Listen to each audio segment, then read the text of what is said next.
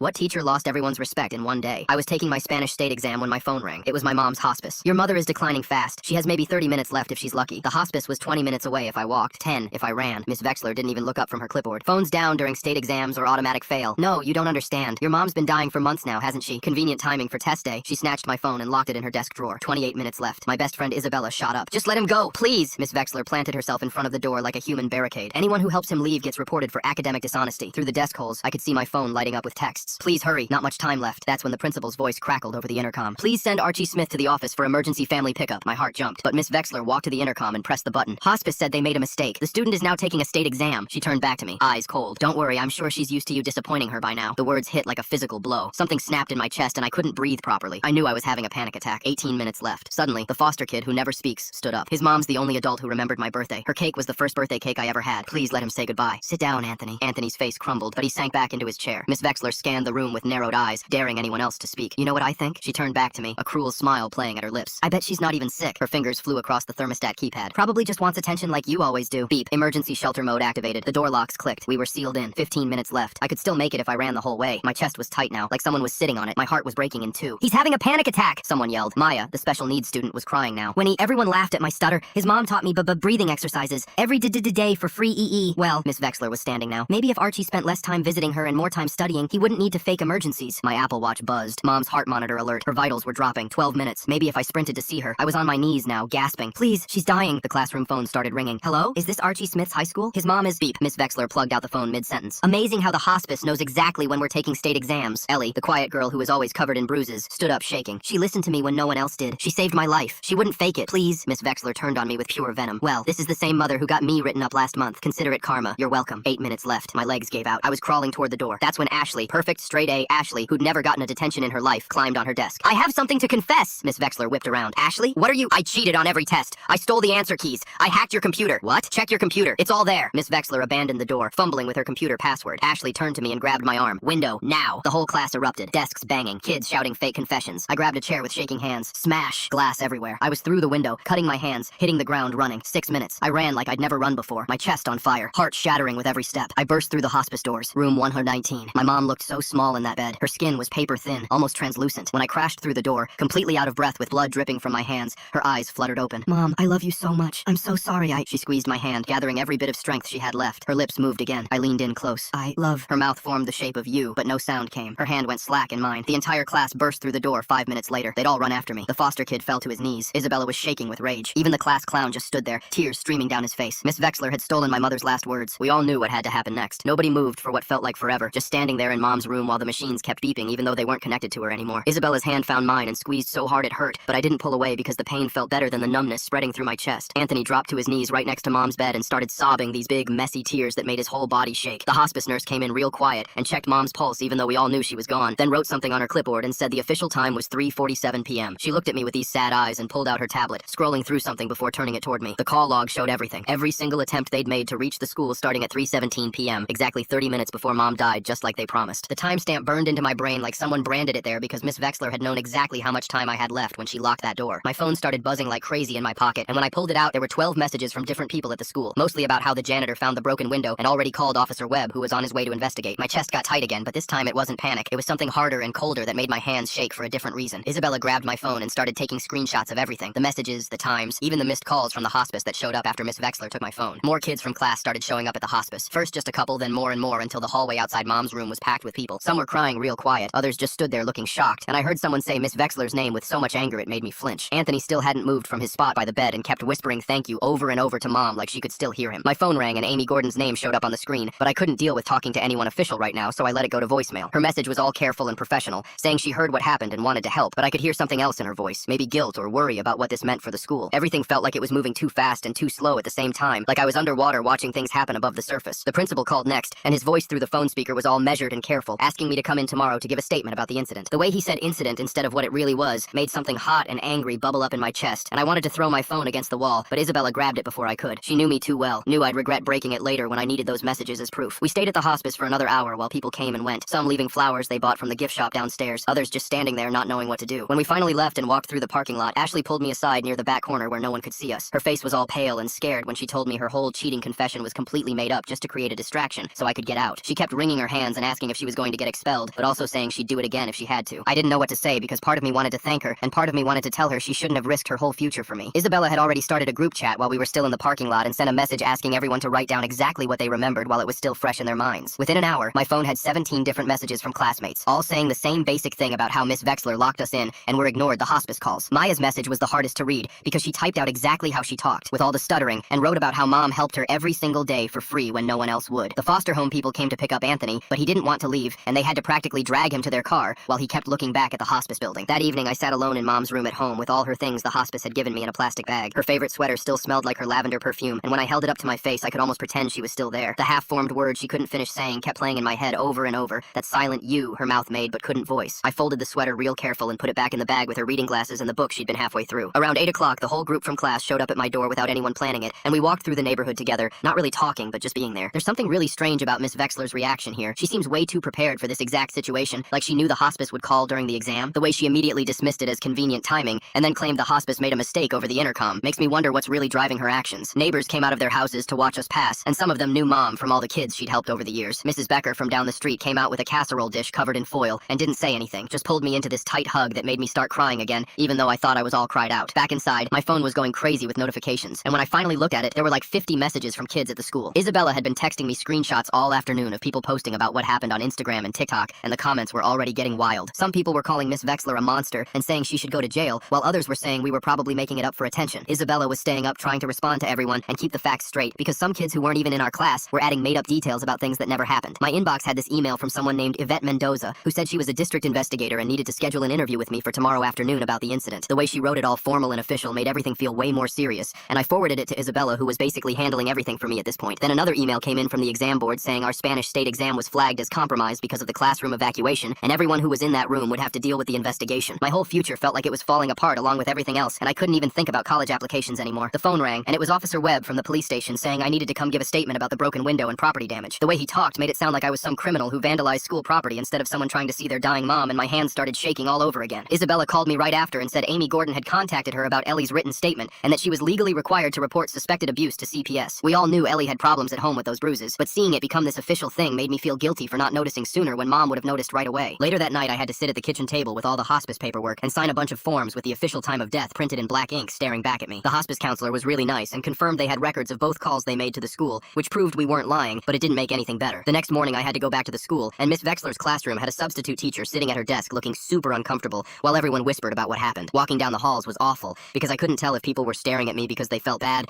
or because they just wanted to see the kid from the viral story. I kept my head down and tried to just get through each class without breaking down again. Amy Gordon pulled our whole group into her office during third period for what she called a grief check-in, and Anthony actually talked in full sentences for the first time I could remember. He told us how mom was the only adult who ever made him feel like he mattered, and how she remembered things about him that even his foster parents forgot. We were all crying by the end, especially when Maya talked about how mom helped her with her stutter every day after school for free. During fourth period, the principal held this big assembly where he talked about yesterday's incident and proper emergency procedures, but he never mentioned mom dying or Miss Vexler locking us in. The way he made it sound all clean and official like it was just some drill that went wrong made me so mad I had to leave the auditorium before I did something stupid. At lunch, I went to the library and used their computer to file a formal complaint through the district's online portal with Isabella, helping me write everything down with all the exact times and details. Ashley came over and added her part about the fake confession she made to distract Miss Vexler and took full responsibility for lying about cheating, even though she was just trying to help me. The librarian kept looking over at us because we were all crowded around one computer, but she didn't say anything when she saw we were crying. That afternoon, more kids started coming forward with their own stories about Miss Vexler and how she'd done cruel things to them over the years, but nobody had ever reported it before. One girl said Miss Vexler made her take a test the day after her dog died and told her animals don't have souls, so she shouldn't be upset. Another kid said she wouldn't let him call his dad when he was having an asthma attack because she thought he was faking. The stories kept coming, and Isabella was documenting everything in this big Google Doc she shared with Amy Gordon and the district investigator. My dad finally got home from his business trip that night, and when he saw all the missed calls and messages, he just broke down completely. He kept saying he should have been there, and how mom would never forgive him for missing her last moments, but I told him it wasn't his fault because nobody expected it to happen so fast. We sat at the kitchen table going through all the emails and documents, and he got really quiet when he read the part about Miss Vexler saying mom got her written up last month. He told me that mom had reported Miss Vexler for making a special needs kid stand in the corner for an hour as punishment, and the principal had dismissed it as a misunderstanding. Now that made sense why Miss Vexler had been so cruel about everything, because she wanted revenge on our family. After school the next day, I was walking to my car when this woman with a press badge came up to me in the parking lot. She said her name was Zelda Vasquez, and she'd been looking into teachers who abused their power for months now. She showed me a folder full of articles she'd written about other cases and asked if I'd be willing to share my story. I told her I needed to think about it because everything was still too raw, and I didn't know if I was ready to go public yet. She gave me her card and said she'd wait for my call whenever I was ready. Walking back into school, I saw Ashley coming out of the principal's office, and she looked like she'd been crying. She told me they were threatening to put academic dishonesty on her permanent record, even even though she admitted right away that her confession was fake. The principal said it didn't matter that she was trying to help me because she still disrupted a state exam and made false claims about hacking school computers. My stomach twisted knowing she was getting punished for trying to save me from missing my mom's last moments. That evening, I was sitting at home when my phone rang, and it was Leander Washington calling about Anthony. He said the school had contacted him about Anthony leaving during the exam, and now they were marking it as truancy on his record. He was trying to be supportive, but I could hear the worry in his voice about how this might affect Anthony's foster placement. Mom had worked so hard to keep Anthony in a stable home, and now that was at risk because he stood up for me. The next morning, a package arrived from the hospice with all their call logs and the nurses' notes from that day. Every single call they made to the school was documented with exact times and what they said each time. The notes showed how many times they tried to reach me and how urgent they said it was. I spent an hour making copies of everything while Isabella scanned it all to create digital backups on 3 different drives. Later that day, Officer Webb came to review the school security footage with me in the main office. We watched the footage from that morning, and you could see Miss Vexler typing on the shelter mode keypad right after the principal's announcement played over the intercom. The timestamp showed she activated it exactly 17 seconds after being told to send me to the office for emergency pickup. Even Webb looked uncomfortable watching it, and he kept shaking his head while taking notes. The next day at the school, I saw a woman in a suit walking Ellie to the counselor's office and found out later she was from CPS. Amy told me after lunch that they'd found evidence of serious problems at Ellie's home and were opening a full investigation. Mom had been right to worry about her all those times she noticed the bruises, and now I wished she was here to help Ellie through this. 2 days later, I got called to the district office for an interview with Yvette Mendoza from the school board. The interview felt more like being interrogated about the exam than about what Miss Vexler did to me. She kept asking if anyone had their phones out during the test and whether the exam papers were secure the whole time. She wanted to know if anyone could have taken pictures of the questions or shared answers while everything was happening. I realized sitting there that the district cared more about their test scores and exam security than they did about a kid missing his dying mother. When I pulled up my Apple Watch to show Mendoza the data from that morning, she finally paid attention. The watch had recorded every heart monitor alert from Mom's medical devices during those 30 minutes. You could see her heart rate dropping minute by minute while I was trapped in that classroom. Having to use my mom's dying heartbeat as evidence made me feel sick, but I showed her anyway. Mendoza took photos of the watch screen, but her face stayed blank like she was looking at a spreadsheet instead of proof of my mom's final moments. The next morning, Isabella had organized a sit-in outside Miss Vexler's empty classroom before first period. How did Isabella manage to organize all those students for a sit-in when everyone was already dealing with so much? The way she kept track of everything in Google Docs and helped file complaints while still planning protests shows such amazing organizational skills for a teenager. About 40 kids showed up and sat silently in the hallway with signs that said things like, "Let us say goodbye," and "Humanity over test scores." The vice principal came out and threatened everyone with suspension if they didn't move, but nobody got up. We all sat there until the first bell rang and then quietly went to our classes without saying a word. That afternoon, Bennett Mason from the Teachers Union released a statement to the local news defending Miss Vexler's right to due process. The statement warned against rushing to judgment and said teachers need to maintain exam security without being blamed for following protocol. Reading it made me understand that no matter what she did to me, she was going to have professional defenders protecting her. The system was designed to protect teachers like her, not students like me, and that made everything feel even more hopeless. That evening, I dragged myself to the school board meeting even though every part of me wanted to stay in bed. The meeting room was packed with parents and teachers, and I signed up for public comment with shaking hands. When they called my name, I walked to the podium and looked at 5 board members shuffling papers and checking their phones like they had better places to be. I started telling them what happened, and my voice cracked on every other word, but I kept going. I told them about the hospice call and the locked door, and Mom dying while I was trapped in that classroom. One board member was doodling on his notepad, and another kept looking at the clock on the wall. Halfway through my statement, the room started spinning, and my chest got so tight I couldn't breathe right. The panic attack hit me hard, and I gripped the podium to stay standing. That's when Amy Gordon stood up from the audience and walked right up to me. She started doing the breathing exercises Mom had taught Maya, and coached me through them while everyone watched. 4 counts in and 4 counts out, and slowly the room stopped spinning. I finished my statement with tears running down my face and my voice barely above a whisper. The board members thanked me for my time and moved to the next speaker like nothing had happened. The next morning, I woke up to my phone going crazy with notifications. Zelda Vasquez had published her article about what happened, and it was everywhere online and in the local paper. The comment section was a war zone with people calling us spoiled kids who didn't respect teachers, and others sharing their own bad experiences with Miss Vexler. Isabella was screenshotting the worst comments and saving them in a folder she labeled evidence. Some parents were saying we should have followed the rules, and others were saying no rule was worth what happened to me. The arguing got so bad the paper had to turn off comments. My email dinged with a message from the exam board about scheduling my makeup test. The only slot they had was the same day as Mom's funeral, which was in 3 days. I emailed back explaining the conflict, and they said I could take it next month, but it might affect my college application since scores would be late. Every single option felt like another punishment for trying to see my dying mom. Isabella's mom found out I was trying to handle all the funeral stuff alone and started a GoFundMe without asking me. She wrote about how Mom had helped so many families over the years, and now it was time to help her son. Within 6 hours, it raised $8,000 with donations from families Mom had tutored for free and kids she'd fed when their parents couldn't afford lunch. I was grateful, but also felt like a charity case and hated that everyone knew I couldn't even afford to bury my own mother. Ashley submitted a formal written statement to the school district explaining she'd lied about hacking Miss Vexler's computer. She included screenshots of her real grades showing she'd never needed to cheat and explained she only said it to create a distraction so I could escape. Her parents were so mad at her for getting involved that they grounded her for a month and took away her car. A letter came from Officer Webb saying I needed to pay $200 for the broken window or do 20 hours of community service. The fact that I was getting punished for breaking a window to see my dying mother made me so angry,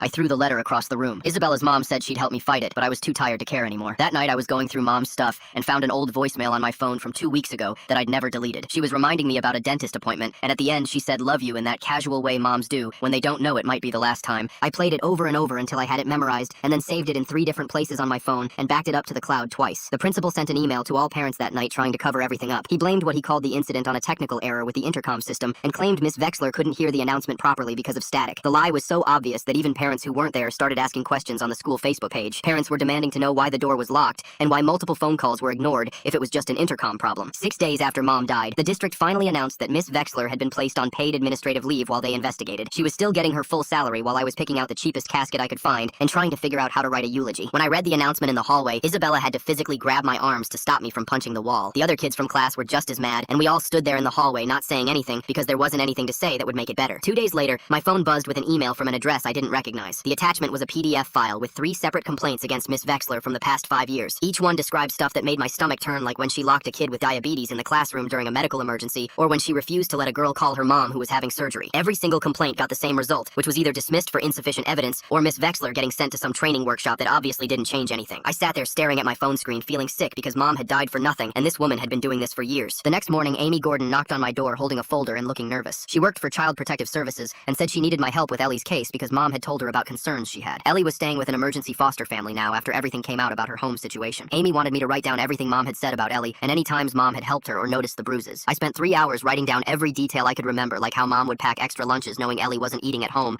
or how she taught Ellie breathing exercises when she had panic attacks. Writing it all down made me realize how much Mom had been doing behind the scenes for kids who needed help. That afternoon, our whole class met at the community center where this older lady who was a notary was waiting with a stack of legal forms. Everyone had to write their own affidavit about what happened that day in the classroom. Anthony sat in the corner writing page after page about Mom and how she was the only adult who ever remembered his birthday and made him feel like he mattered. His handwriting was all shaky because he kept crying and having to stop. Maya wrote about the speech therapy Mom did with her for free every day after school. Even kids I didn't know that well had stories about Mom helping them with homework or giving them rides home when their parents forgot to pick them up. The notary kept having to take breaks because she was getting emotional reading all these statements from teenagers about this one woman who had changed their lives. By the time we finished, there were 43 sworn statements about what Miss Vexler did and about who Mom really was. Meanwhile, Zelda Vasquez, who was this reporter that had been following the story, filed a Freedom of Information Act request for all the records from that day. She wanted the intercom logs to prove the principal really did call for me and the thermostat control records to show when shelter mode was activated. She explained that these requests usually took weeks or sometimes months, but sometimes they produced smoking guns that changed everything. I was learning real fast that justice moved way slower than grief. The billing department at the hospice called me in for a meeting about Mom's final expenses, and I walked into this tiny office filled with papers and numbers that made my head spin. The total was more than I'd ever seen in my life, and I just sat there realizing I was 18 years old and had no idea how to handle any of this. The counselor saw me starting to panic and helped me fill out applications for hardship programs and payment plans. She showed me how to submit claims to Mom's insurance, which barely covered anything, and walked me through setting up a payment plan for the rest. I left that office feeling like I was drowning in adult stuff I wasn't ready for, while Miss Vexler was probably at home watching TV. The next day, Leander Washington, who was one of the foster parents Mom worked with, brought Anthony over to my place. We spent the whole afternoon going through this box of photos Mom had kept of all the birthday cakes she made for foster kids over the years. Anthony found the picture of his cake from last year, which was this elaborate superhero theme with his name spelled out in frosting. Miss Vexler getting paid leave while this kid picks out cheap caskets? Something tells me the district knew about those past complaints all along, but kept them buried until this became too public to ignore. He held that photo like it was made of gold, and kept saying it was the first birthday cake anyone ever made just for him. Leander told us Mom had made cakes for 37 different foster kids over the past 10 years, and never charged a single family. We all sat there crying, and it felt okay to cry together about someone who had loved us that much. Then Ashley's parents showed up at the school with some expensive lawyer demanding to meet with the administration. They were threatening to sue the school district for putting their daughter in a position where she felt she had to lie and create a distraction just so I could see my dying mom. The principal actually called me that afternoon asking if I could talk to Ashley's parents and convince them not to sue like I had any control over what they did. I hung up on him without saying anything, because what was there to say to someone who thought I could fix his mess? A week into the investigation, the district suddenly expanded it to include the principal's response to the hospice call. Yvette Mendoza seemed frustrated when she told me the case kept growing and getting more complicated. She kept talking about protocols and procedures while I just wanted to scream that my mom was dead and nothing they did would bring her back. These small victories everyone kept mentioning didn't feel like victories when I went home to an empty house every night. Isabella got fed up with Mendoza's attitude and confronted her right outside the district office with her phone recording. She asked point blank why they cared more about test protocol violations than the actual harm that was caused. Mendoza tried to dodge the question at first, but Isabella kept pushing until Mendoza admitted they were mainly concerned about the state exam irregularities and whether proper procedures were followed. That night we posted the recording online, and within hours it had thousands of views and comments from people calling out the district for missing the point entirely. The next morning someone slipped an envelope under my door with no return address. Inside was a copy of the technical manual for the exact model of thermostat in our classroom. The pages about emergency shelter mode were highlighted, showing it required a specific 5-digit override code to activate, which proved Miss Vexler had deliberately locked us in instead of it being some accident like she was claiming. The evidence kept piling up, but nothing seemed to change, and Miss Vexler was still getting paid while I was trying to figure out how to pay for a funeral. 2 days later, a thick envelope from the school district showed up, and inside were the FOIA documents Zelda had requested weeks ago. But something was wrong, because right where the principal's announcement should have been, there were just blank pages with timestamps missing from exactly 10:47 to 10:52 a.m. Zelda came over that night and spread all the papers across my kitchen table, pointing at the gaps with her pen, and explaining how this kind of selective deletion never happens by accident, and someone had to deliberately remove those specific minutes from the official record. She photocopied everything and added it to to the growing folder of evidence we were building, even though it felt like collecting proof of a crime nobody wanted to prosecute. The pre-hearing conference happened 2 weeks after Mom died, and they packed us into this small conference room at the district office, where some lawyer in a gray suit announced that student testimony would be limited to direct observations, only with no emotional impact statements allowed. Isabella's mom started arguing immediately, saying they were trying to erase the human cost of what happened, but the lawyer just kept repeating the same phrase about maintaining professional standards and avoiding prejudicial testimony. Anthony sat there with his fists clenched while Maya's parents took notes, and Ashley's lawyer whispered something to her dad, who looked ready to explode. They handed out these forms we had to sign agreeing to the testimony restrictions, and I watched everyone reluctantly put pen to paper, knowing we had no choice if we wanted to be heard at all. 3 days after that meeting, Amy called to tell me Ellie had been moved to a temporary shelter facility after her foster placement fell through, and she said it was actually safer than where she'd been before, but the way her voice caught on the word safer told me everything. I went to visit Ellie at the shelter and found her in this sterile common room with plastic furniture and cameras in every corner, and she looked smaller somehow, like the system was slowly erasing her. She told me Mom would have been devastated to see another kid falling through the cracks, and I couldn't argue because Mom spent years trying to help kids like Ellie find stability. The community service paperwork arrived the next morning requiring my signature to confirm 20 hours of unpaid work at the school for the window I broke saving my mother's life. Officer Webb showed up at my door to witness the signing, and at least he had the decency to look ashamed when I wrote my name on the line agreeing to give free labor to the place that killed my mom. He mumbled something about just following protocol, but we both knew this was the system protecting itself by making me the criminal instead of them. Mom's funeral was 4 days later in the small chapel she'd always liked, and even though we couldn't afford much, the entire class showed up, filling every pew and standing along the walls. Anthony had written this poem about birthday cakes and second chances that he read in a shaking voice, while Maya managed to sing Mom's favorite hymn, despite her stutter getting worse with every verse. Even kids who barely knew her came to pay respects, and I recognized faces from the hallway who'd never spoken to me, but somehow knew what Mom meant to our school. Miss Vexler didn't show her face, which was good, because Isabella looked ready to fight anyone who dared defend what happened that day. The exam board letter came a week after the funeral, granting me a partial waiver that let me graduate without the Spanish exam, but marking it as incomplete on my permanent transcript. They made it sound like mercy, but really it meant some colleges would automatically reject my application because of that incomplete mark following me forever. Another dream Mom wouldn't see come true because one teacher decided her power trip mattered more than a dying woman's last moments with her son. The district hearing finally happened 3 weeks after Mom died in this big conference room with wood paneling and a long table where 5 board members sat like judges. They presented their evidence first with printed logs and policy manuals and PowerPoint slides about proper emergency procedures, while we sat there with our stories of what actually happened in that room. Mendoza kept talking about precedent and liability concerns, while we tried to explain about humanity and basic decency, but you could see the divide in the room between people who saw policies and people who saw pain. The principal testified that he'd followed standard protocol, and the board members nodded, like that mattered more than the fact that he'd lied about my mom's condition to keep me trapped. When they announced their decision a week later, the principal received an official reprimand and 40 hours of crisis management training, but kept his job and his full salary and his pension. The district newsletter called it a resolution and talked about learning opportunities and improved procedures, but everyone knew it was just the system protecting one of their own. Miss Vexler got reassigned to some administrative role at the district office, pending remediation training, which meant she was still getting paid to push papers instead of facing any real consequences. The other students looked at me expecting anger or rage, but I just felt empty because we all knew she'd be back in a classroom within a year, maybe 2. Ashley's parents hired this expensive lawyer who negotiated her down from expulsion to academic probation, even though all she did was try to save my life by creating a distraction. She had to write a 10-page essay about academic integrity, which she showed me later, and the last line said she'd do it all again in a heartbeat, no matter what they threatened her with. 3 weeks later, the school board met in the gym, and I sat in the back row watching them vote on new safety rules. They called it the Henderson Protocol, after some dead superintendent from the 80s, even though Mom was the reason kids would get out alive next time. The board members kept checking their phones and shuffling papers while they talked about override buttons and emergency keys like they invented the idea. My hands were shaking, but I kept them pressed against my legs. 2 days after that, Amy showed up at my house and said we needed to visit Ellie at the group home across town. The place smelled like cleaning stuff and old food when we walked through the metal detector at the front door. Ellie was sitting in this common room with plastic chairs and a TV playing cartoons nobody was watching. She looked smaller somehow, but her bruises were gone, and she actually smiled when she saw us. She told me Mom used to bring her sandwiches after school when her dad forgot to buy food again. She said the group home was actually better because nobody hit her here, and she got 3 meals every day. We both knew we'd promised to stay in touch, but wouldn't really do it because that's just how these things work. The next morning, Zelda's article went live on 3 different news sites, and my phone started going crazy with notifications. People I'd never met were calling me a spoiled brat who traumatized a good teacher just trying to do her job. Someone found my Instagram and posted screenshots of me smiling at a party 2 weeks after Mom died, like grief means you can never smile again. Isabella came over and we spent 4 hours blocking accounts and reporting death threats, while more kept coming in faster than we could delete them. Wow, the Henderson Protocol name choice is really interesting. Why would they name safety rules after someone from the 80s instead of the person whose death actually sparked these changes? She made me turn off my phone and we watched stupid movies until I could breathe normal again. That weekend our whole class met in the parking lot with cash they'd collected in a shoebox. Anthony had done car washes, and Maya sold her Pokemon cards, and even the kids who usually didn't care threw in 20s from their parents. We counted $800, which was enough to pay for the window I broke plus paint and supplies for Miss Vexler's old classroom. Nobody talked much while we worked, but everyone showed up with brushes and rollers and drop cloths. We painted the walls this soft blue color and fixed the broken desks and cleaned years of dust off the windows. Someone's mom brought sandwiches, but most of us were too tired to eat. 5 weeks after Mom died, I finally walked into the therapy office Amy had been pushing me toward for weeks. The waiting room had these fake plants and magazines from 3 years ago, and forms asking me to rate my sadness on a scale of 1 to 10. How do you put a number on watching your mom die while some teacher kept you locked in a room? The therapist was this quiet guy who didn't try to fix everything in the first session, which was good because I mostly just sat there staring at his certificates on the wall. The next week, My guidance counselor called me in and spread out all these college papers on her desk. She said the incomplete Spanish exam was going to hurt my GPA and maybe cost me the state scholarship I'd been counting on. We spent an hour looking up grants for kids who lost parents and filling out forms that wanted to know exactly how much money mom left me, which was basically nothing. She kept saying education was the way forward, just like mom used to say, and I wanted to tell her to stop, but didn't. 6 weeks later, I was lying in bed at 2 in the morning playing that last moment over and over in my head, mom's mouth making the shape of U, with no sound coming out but her eyes saying everything she couldn't. I finally understood that the words didn't need sound to be real, because love doesn't need perfect pronunciation